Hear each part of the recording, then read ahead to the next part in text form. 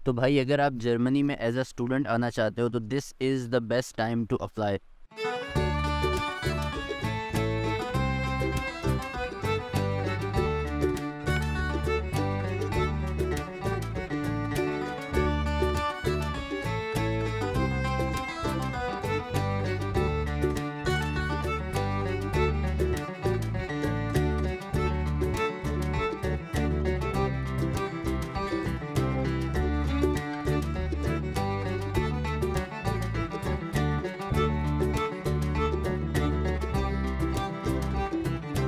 अभी बेहतरीन टाइम है अपना प्रोसेस स्टार्ट करने का।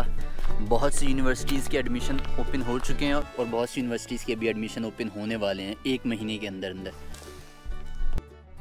जर्मनी में यूनिवर्सिटीज़ के जो एडमिशन होते हैं वो नॉर्मली मार्च के मिड से स्टार्ट हो जाते हैं और ये जुलाई के मिड तक चलते हैं।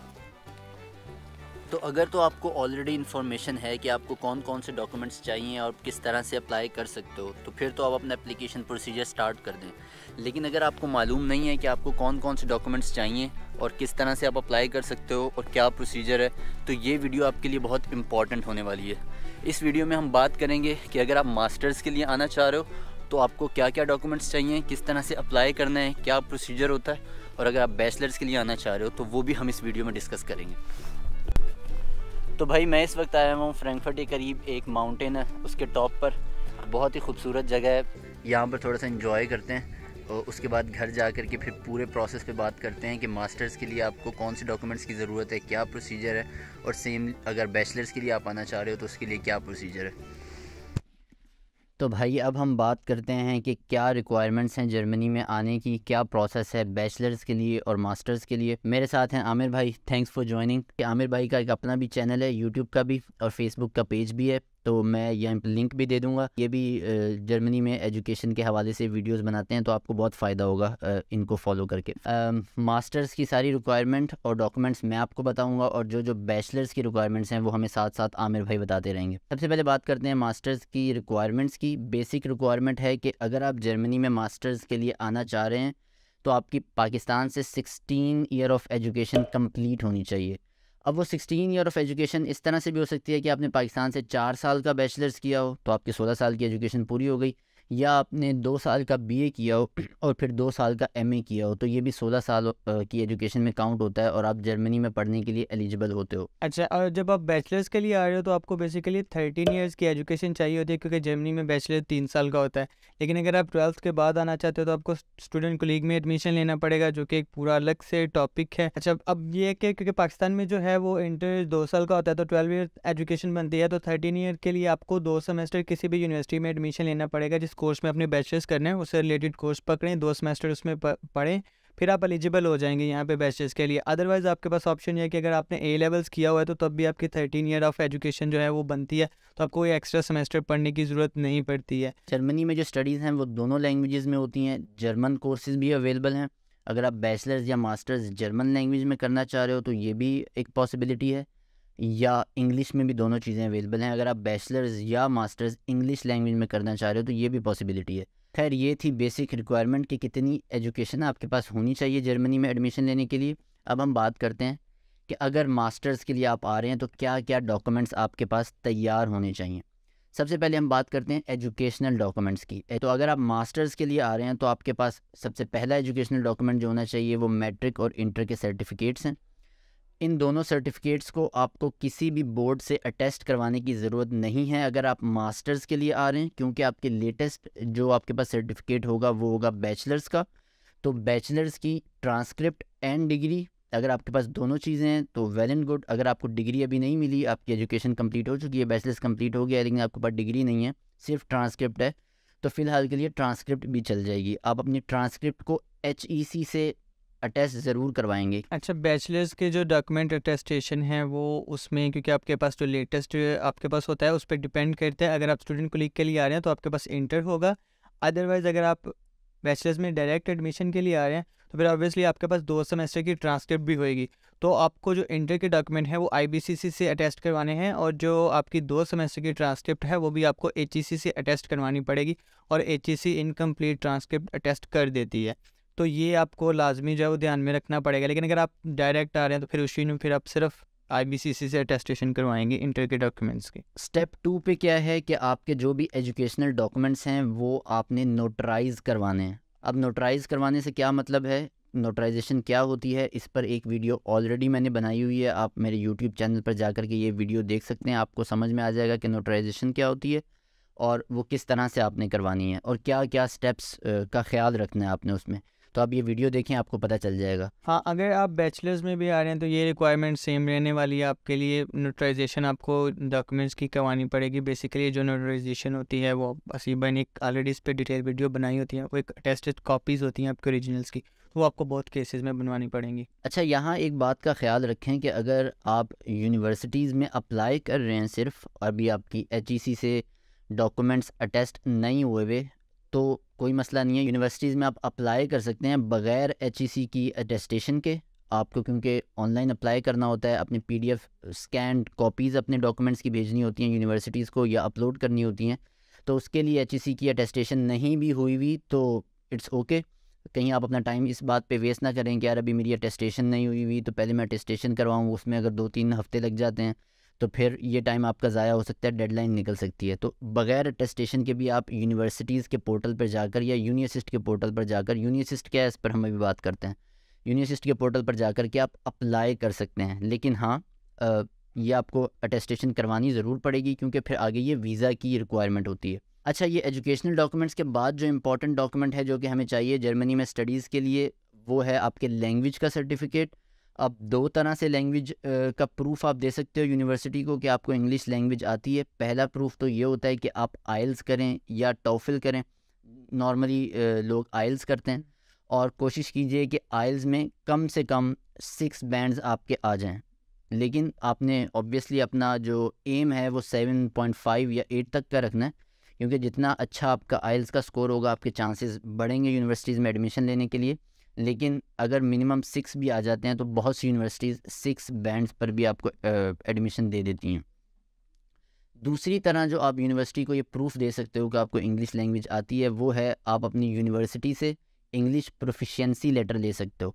अच्छा, इंग्लिश प्रोफिशिएंसी लेटर आप कैसे निकलवा सकते हैं? आपको अपनी यूनिवर्सिटी से कांटेक्ट करना है। आपकी यूनिवर्सिटी आपको एक लेटर बना करके दे देगी जिस पे ये लिखा होगा कि आपने जो भी कोर्सेज यूनिवर्सिटी में पढ़े हैं वो इंग्लिश लैंग्वेज में थे, तो वो आपके पास एक लेटर यूनिवर्सिटी की तरफ से आ जाएगा। लेकिन अब इसमें मसला ये है कि हर यूनिवर्सिटी ये प्रोफिशिएंसी लेटर एक्सेप्ट नहीं करती। कुछ यूनिवर्सिटीज़ ये लेटर एक्सेप्ट कर लेती हैं। तो अगर आप सिर्फ उन यूनिवर्सिटीज़ को टारगेट कर रहे हैं कि जो इंग्लिश प्रोफिशिएंसी लेटर्स को एक्सेप्ट कर लेती हैं तो फिर यू आर गुड। लेकिन अगर आप चाह रहे हैं कि आपके एडमिशन के चांसेस बढ़ें तो आपको आइल्स करना चाहिए और मैं हमेशा रिकमेंड करता हूं कि आप आइल्स ज़रूर करें। अच्छा, बैचलर्स में जो आपकी लैंग्वेज रिक्वायरमेंट हैं वो मोर और लेस सेम होती हैं मास्टर्स के टाइम पे, लेकिन आपका 6 बैंड्स से जो है वो आपका एडमिशन हो जाता है मोस्टली कोर्सेज़ में। या फिर अगर आप जर्मन लैंग्वेज करके आ रहे हैं, आपका कोर्स जो है वो जर्मन में है, तो आपको B1 या B2 तक जो है वो जर्मन सीखनी पड़ेगी। लेकिन अगर आप मेडिकल से रिलेटेड कोर्सेज़ में आ रहे हैं तो उसके लिए आइडियली यही है कि C1 तक आपको लैंग्वेज जो है वो आनी चाहिए। अच्छा, ये लैंग्वेज में जो प्रोफिशिएंसी लेटर है इसमें ये इशू बिल्कुल आ सकता है कि जब आप वीज़ा लेने के लिए जाएं तो जो एम्बेसी है वो आपसे डिमांड कर दे कि नहीं आप आइल्स का सर्टिफिकेट लेकर आएँ। तो being on a safe side recommend यही किया जाता है कि आप आइल्स करें, जान ना छुड़ाएं। इतना मुश्किल टेस्ट नहीं है। अगर आपको इसमें आइल्स में कोई हेल्प चाहिए, आपको समझ में नहीं आ रहा कि आइल्स किस तरह से किया जा सकता है, तो इस पर भी एक वीडियो मैंने बनाई है। आप मेरे यूट्यूब चैनल पर जाकर के देख सकते हैं। आपको टिप्स या ट्रिक्स पता चल जाएंगी कि आप आइल्स किस तरह से कर सकते हैं। बहुत ज़्यादा मुश्किल नहीं है। अच्छा, इसके बाद जो डॉक्यूमेंट आपको चाहिए वो होता है लेटर ऑफ मोटिवेशन, जिसको LOM कहा जाता है या इसको स्टेटमेंट ऑफ पर्पस भी कहा जाता है, SOP। ये आपको जिस कोर्स में आप अप्लाई कर रहे हैं यहाँ हर कोर्स के लिए अलग अलग बनाना पड़ता है लेटर ऑफ मोटिवेशन। अगर आपका लेटर ऑफ मोटिवेशन बहुत अच्छा बना हुआ है, ये आपके एडमिशन के चांसेस को बढ़ा देता है। LOM पर भी मैंने एक वीडियो बनाई हुई है, ये भी आप मेरे चैनल पर जाकर देख सकते हैं। इससे आपको आइडिया हो जाएगा कि किस तरह से एक अच्छा LOM आप लिख सकते हैं और जो कि आपके फिर एडमिशन में आपको हेल्प करेगा। बैचलर्स में भी आपको सेम LOM चाहिए जो आपने बता दिया, कुछ भी उसमें डिफरेंट नहीं है। LOM के बाद जो डॉक्यूमेंट्स आपको चाहिए वो होते हैं लेटर ऑफ रिकमेंडेशंस। तो आपने क्या करना है, आपने किसी भी प्रोफेसर के पास जाना है या किसी जगह आप जॉब कर रहे हो और अपने मैनेजर से अगर आप लिखवा सकते हैं तो आप अपने मैनेजर के पास से जा कर के लेटर ऑफ रिकमेंडेशन लिखवा लें। नॉर्मली लोग प्रोफेसर से जाके लिखवा देते हैं क्योंकि वो इजी होता है। तो आप किसी भी 2 प्रोफेसर्स के पास जाएँ, उनसे कहें कि लेटर ऑफ़ रिकमेंडेशन चाहिए उनको कि किसी यूनिवर्सिटी में एडमिशन लेने के लिए, वो आपको लेटर ऑफ़ रिकमेंडेशंस बनाकर दे देंगे। This is easy. Her university अपने हिसाब से एक अलग क्राइटेरिया रखती है। कुछ यूनिवर्सिटीज़ लेटर ऑफ़ रिकमेंडेशंस मांगती हैं, कुछ यूनिवर्सिटीज़ नहीं मांगती। कुछ यूनिवर्सिटी हो सकता है कोई और एक्स्ट्रा डॉक्यूमेंट ऐसा मांग ले जो कि हम इस वीडियो में ना बताएं, क्योंकि ये एक जनरल वीडियो है जो कि 99% यूनिवर्सिटीज़ में यही डॉक्यूमेंट्स चाहिए होंगे। अच्छा, एक और डॉक्यूमेंट जो कि बहुत इंपॉर्टेंट है वो है आपकी सीवी। आप सीवी बनाएंगे ज़रूर। अच्छा, पाकिस्तानी स्टाइल में सीवी नहीं चलेगी यहाँ पर आपको जर्मन स्टाइल में सीवी बनानी पड़ेगी। उसके लिए मैं रिकमेंड करूँगा आप यूरोपास एक वेबसाइट है, उस वेबसाइट पे जाएं और अपनी सीवी एक बना लें। 1 पेज की हो सीवी बेस्ट है, क्योंकि यहाँ पर बहुत लंबे लंबे पैराग्राफ्स जर्मनी में नहीं चलते। प्रिसाइज और 1 पेज की सीवी आपने अपनी तैयार कर लेनी है। हाँ बिल्कुल, बैचलर्स के लिए भी सेम यही चीज़ है, आपको सीवी चाहिए होगी। तो बैचलर्स के स्टूडेंट के पास मोस्टली वर्क एक्सपीरियंस वगैरह नहीं होते, तो आप वॉलंटियरली कोई इंटर्नशिप ऐड कर सकते हैं, या इस तरह से अगर आपने कोई ऑनलाइन कोर्स किया है तो आप उसको सीवी में ऐड कर सकते हैं। और बाकी आपके ऑब्वियसली आप एकेडमिक होगा रिकॉर्ड जो भी आप उसमें मेंशन कर दें। अच्छा, ये सारे आपके डॉक्यूमेंट्स हो गए। ये नॉर्मल डॉक्यूमेंट्स है जो कि अगर आप पाकिस्तान में भी किसी मास्टर्स में अप्लाई करने किसी यूनिवर्सिटी में जाएंगे तो आपको ये डॉक्यूमेंट्स चाहिए होंगे। बस कुछ एक्स्ट्रा स्टेप्स हैं जैसे नोटराइजेशन वगैरह, वो हमने डिस्कस किया, वो आप वीडियो ज़रूर देखिएगा ताकि आपको समझ में आ जाए। अच्छा, ये डॉक्यूमेंट्स सारे जमा करने के बाद अब अगला स्टेप क्या है जर्मनी में पढ़ने के लिए आने के लिए, कि आपको यूनिवर्सिटीज़ ढूंढनी है, अपने कोर्सेज़ ढूंढने हैं कि जर्मनी में कौन कौन सी यूनिवर्सिटीज़ ऐसी हैं जो कि कोर्सेज़ ऑफ़र कर रही हैं जो कि आपके फील्ड से रिलेटेड हैं। अच्छा, अब आप कोर्स कैसे ढूंढ सकते हो जर्मनी में, तो इस पर मैंने एक वीडियो बनाई हुई है कि how to short list universities. अच्छा, अब कितनी यूनिवर्सिटीज़ में आपको अप्लाई करना है, मैं रिकमेंड ये करूँगा अगर आपकी CGPA अच्छी है, मतलब 3 अबव है, तो आप 5 से 6 यूनिवर्सिटीज़ में तो अप्लाई करें। और अगर आपकी CGPA कम है, 3 से कम है, तो मैं रिकमेंड करूँगा कि जितनी ज़्यादा यूनिवर्सिटीज़ में आप अप्लाई कर सकते हैं उतनी ज़्यादा यूनिवर्सिटीज़ में अप्लाई करें। कम रिक्वायरमेंट वाली यूनिवर्सिटीज़ में अप्लाई करें जिसमें CGPA कम रिक्वायरमेंट्स है। ये आप माशाल्लाह सब समझदार हैं कि फिर आपको अपनी चादर देखकर पाँव फैलाने हैं कि भाई मैं इतना पानी में हूँ तो मैं उस हिसाब से यूनिवर्सिटीज़ में अप्लाई करूँ कि जो मुझे एक्सेप्ट भी कर दें। अब ऐसा नहीं हो सकता है कि CGPA हमारी 2.5 है और हम बोलें कि हम जर्मनी की बेस्ट यूनिवर्सिटीज़ में जाना चाहते हैं, तो वो एडमिशन नहीं देंगी। दे भी सकती हैं लेकिन चांसेस बहुत कम हैं। तो हमें ना रैशनल होकर सोचना है। यहाँ तक आपके सारे डॉक्यूमेंट्स रेडी हैं, आपने यूनिवर्सिटीज़ शॉर्ट लिस्ट कर ली हैं। अब क्या करना है कि आपने यूनिवर्सिटीज़ में अप्लाई करना शुरू करना है। अब जर्मनी में अगर आप यूनिवर्सिटीज़ में अप्लाई करते हैं, आपके पास 2 तरीक़े होते हैं। एक तरीक़ा ये है कि यूनिवर्सिटी के पोर्टल पर जाकर आप अप्लाई करें। यूनिवर्सिटी के पोर्टल से मतलब यूनिवर्सिटी की वेबसाइट पर जाके आपने अप्लाई करना है। दूसरा तरीक़ा ये है कि आप एक यूनी असिस्ट वेबसाइट है जर्मनी की, आपने उस पे जाकर अप्लाई करना है। ये बेसिकली हर यूनिवर्सिटी पे डिपेंड करता है कि वो एप्लीकेशंस किस तरह एक्सेप्ट कर रही हैं। कुछ यूनिवर्सिटीज़ कहती हैं कि भाई आप हमारे पोर्टल पर आकर अप्लाई करें, कुछ यूनिवर्सिटीज़ कहती हैं कि आप यूनी असिस्ट के पोर्टल पर जाकर अप्लाई करें।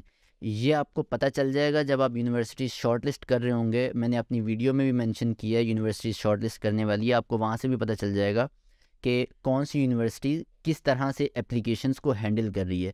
तो अगर तो आपने यूनिवर्सिटी के पोर्टल पर अप्लाई करना है, सिंपल है, आप यूनिवर्सिटी की वेबसाइट पर जाएंगे, अपना अकाउंट बनाएंगे, वो सारी इंस्ट्रक्शंस वहाँ पर गिवन होंगी, जो जो डॉक्यूमेंट्स वो मांगेंगे वो डॉक्यूमेंट्स आपने अपलोड कर देने और सिंपल आपका अप्लाई हो जाएगा। अगर आपने यूनी असिस्ट के ज़रिए अप्लाई करना है तो आपको यूनी असिस्ट पर जाकर अकाउंट बनाना है। इस पर मैंने एक वीडियो बनाई हुई है डिटेल में कि आप यूनी असिस्ट पर किस तरह से अकाउंट बना करके वहाँ पर अप्लाई कर सकते हैं। आप ये वाली वीडियो भी देखें तो आपको समझ में आ जाएगा कि यूनी असिस्ट से किस तरह अप्लाई करना है। अच्छा, बैचलर्स के लिए जब आप अप्लाई कर रहे हो तो भी आपके पास दोनों ऑप्शंस हैं, या तो आप यूनिवर्सिटी के पोर्टल पे जाके कर लें या आप डायरेक्ट जो है वो यूनी असिस्ट से अप्लाई कर सकते हैं। अच्छा, अब आपके पास एडमिशन लेटर आ चुका है। अब जो अगला स्टेप आपके पास होता है वो होता है आपने ब्लॉक अकाउंट अपना ओपन करना होता है। अब ब्लॉक अकाउंट क्या होता है और उसमें आपको कितने पैसे आपके लगते हैं, इस पर भी हम दोनों ने मिलकर के एक सेपरेट वीडियो बनाई हुई है। आप वो वीडियो जा कर के देखें, आपको ये समझ में आ जाएगा। अब ब्लॉक अकाउंट का स्टेप आपका कंप्लीट हो गया। अच्छा, ब्लॉक अकाउंट जो है वो आपका ओपन हो गया और उसके बाद जो है आपने वीज़ा अप्लाई करना है। तो वीज़ा अप्लाई करने के लिए आपको पहले अपॉइंटमेंट अप्लाई करनी पड़ेगी एम्बेसी में। अगर आप बलूचिस्तान और सिंध से हैं तो आप कराची में करेंगे, वरना आप कहीं से भी पाकिस्तान से बिलोंग करते हैं तो आप इस्लामाबाद में करेंगे। इस्लामाबाद में अगर आप बैचलर्स के लिए अप्लाई कर रहे हैं तो उसका वेटिंग टाइम आलमोस्ट 1 ईयर है। तो मैं आपको यही रिकमेंड करूँगा कि आपका एक सेमेस्टर जब हो जाए तो आप अप्लाई कर दें अपॉइंटमेंट के लिए, क्योंकि आते आते आपका इतना टाइम लग जाएगा कि आपका दूसरा सेमेस्टर क्या तीसरा भी होने वाला होगा। और अगर आप मास्टर्स के लिए आ रहे हैं तो मास्टर्स के लिए भी जो वेटिंग टाइम है वो 6 to 8 मंथ्स है, डिपेंडिंग ऑन अगर आपका CGPA 3.7 से अबव है या आपके पास कोई स्कॉलरशिप है तो आपको मैक्सिमम 1 वीक में एम्बेसी से अपॉइंटमेंट आ जाएगी। लेकिन अगर आप गरीब हैं गरीब से मतलब है 3.7 से कम CGPA या बिल्कुल एकेडमिक तौर पे गरीब है, तो फिर मेरे भाई आपके पास वेट के अलावा कोई चारा नहीं है और इस प्रोसेस को फास्ट करने का भी कोई तरीका नहीं है। तो 6 to 8 मंथ्स आपका जो है वो वेटिंग टाइम है, और उसके लिए सिर्फ आपके पास पासपोर्ट होना ज़रूरी है। अपने पासपोर्ट से जो है वो अप्लाई मैं डिस्करेज करता हूँ विदाउट, अगर आपकी इंटेंशंस नहीं है तो आप अप्लाई करो, क्योंकि इट्स अ ह्यूज इशू। जैसा अभी आमिर भाई ने बताया कि इस्लामाबाद में जो वीज़ा के लिए जब आप अपॉइंटमेंट लेते हो इस्लामाबाद एम्बेसी में, तो उसका थोड़ा सा मसला है, थोड़ा सा तो नहीं शायद थोड़ा ज़्यादा ही मसला है। फ़िलहाल तो होप कि वो फ्यूचर में इसको रिज़ॉल्व करें, लेकिन करंटली सीन ये है कि अगर आपको अप्लाई करना है इस विंटर इनटेक में तो आप अभी पहले ही अपॉइंटमेंट लेकर के रख लें। लेकिन प्लीज़ अपॉइंटमेंट के लिए अप्लाई तभी कीजिएगा जब आप श्योर हैं कि आपको जर्मनी जाना ही जाना है, वरना अगर आप ऐसे ही अपॉइंटमेंट ले लेंगे तो आप बेसिकली दूसरे लोगों की स्लॉट्स बुक कर रहे हैं, तो फिर वो बैकलॉग बढ़ता जाएगा, तो फिर जो डिज़र्विंग लोग हैं उनको भी अपॉइंटमेंट्स नहीं मिलेंगी। उनकी बद्दुआएं अगर आपको लग गई तो फिर तो मसला हो जाएगा। तो आप सिर्फ तभी अपॉइंटमेंट लें जब आपने वाकई आपका इरादा है जर्मनी आने का। अच्छा, और अगर आप सिंध या बलूचिस्तान में रहते हैं तो आपके लिए थोड़ी सी आसानी है कि आपको कराची काउंसलेट से वीज़ा मिलेगा, तो उसमें अपॉइंटमेंट्स का इतना मसला नहीं है। तो आप कराची में तभी अप्लाई करें अपॉइंटमेंट के लिए जब आपके पास एडमिशन लेटर आ जाए, और उसके बाद जब आप ब्लॉक अकाउंट का शुरू कर रहे हैं अपना प्रोसेस, तो उससे पहले आप अपॉइंटमेंट के लिए अप्लाई करें। कराची में 1 से 1.5-2 महीने के अंदर अंदर आपकी अपॉइंटमेंट आ जाती है, उसमें इतना मसला नहीं है। तो अब क्या है कि आपने वीज़ा की अपॉइंटमेंट के लिए अप्लाई किया, आपकी वीज़ा अपॉइंटमेंट आ गई, आप उस दिन जाएंगे एम्बेसी में। अच्छा, इंटरव्यू देने के बाद नॉर्मल सवाल जवाब ये जो वो करेंगे, इसके बाद बेसिकली कुछ ही अरसे में आपके पास स्टूडेंट वीज़ा आ जाएगा। बहुत बहुत मुबारक हो, आपका वीज़ा लग चुका है और अब आप जर्मनी के लिए टिकट करवाएं और आप जर्मनी फ़्लाई कर सकते हैं। अच्छा, ये पूरा प्रोसेस जो है ये आपने ख़ुद करना है, पूरा प्रोसेस, आपको कंसल्टेंट की ज़रूरत नहीं है। मैंने ये ख़ुद प्रोसेस पूरा किया और मैं जर्मनी ख़ुद ही आया हूँ। आमिर भाई ने ख़ुद प्रोसेस किया, और यहाँ पर जितने भी लोग आते हैं ज़्यादातर लोग ख़ुद प्रोसेस करके आते हैं। जर्मनी में किसी भी कंसल्टेंट की ज़रूरत नहीं पड़ती, आपको सारा प्रोसेस आप ख़ुद कर सकते हो। बहुत ही मटेरियल ऑनलाइन यूट्यूब पर या वेबसाइट्स पर आपको अवेलेबल है। जो भी क्वेश्चन आपके माइंड में है आप उसको सिर्फ गूगल करें, उसका आंसर आपको मिल जाएगा। एट द एंड खुद पे यकीन रखें और अप्लाई करना शुरू करें, and we wish you best of luck.